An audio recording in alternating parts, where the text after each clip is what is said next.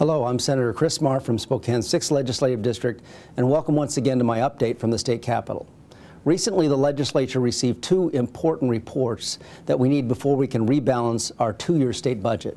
First, a new forecast of demand for state services indicates it'll cost $96 million more during the current budget cycle to provide the same level of service. And a new forecast of state revenues is down $118 million from the previous forecast. Now, added together, these reports push the state's budget shortfall up to $2.8 billion.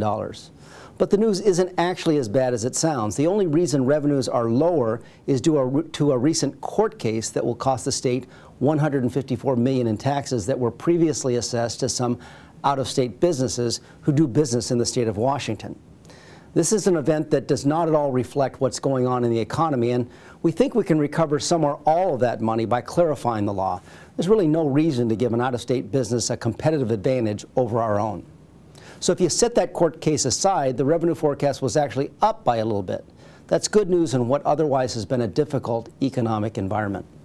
The other major development you may have heard about centers around votes being taken in the legislature to suspend Initiative 960 until July 1st, 2011, so the House and Senate could approve new taxes with a simple majority vote to help plug the budget gap.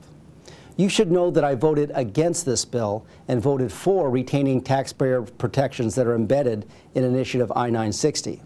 In my view, the legislature has gotten off to a solid start passing bills to cut state payroll, curb out-of-state travel, equipment purchases, and the filling of open positions. The House and Senate have also approved bills to extend the hiring freeze for many state employees, eliminate state worker bonuses, and eliminate or suspend or consolidate almost 100 boards and commissions. Now, this has been a good start, but we need to cut far deeper before we start talking about tax increases.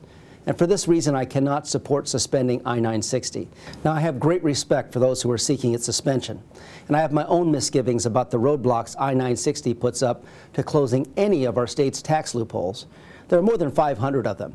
But my fear is that new taxes will only cause many businesses who are just barely hanging on to lose their grip on survival before our economic recovery arrives in full.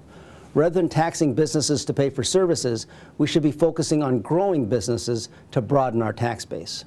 Finally, I'd like to encourage you one last time to attend one of two town halls I'll be appearing at this coming Saturday, February 20th from 10 to noon.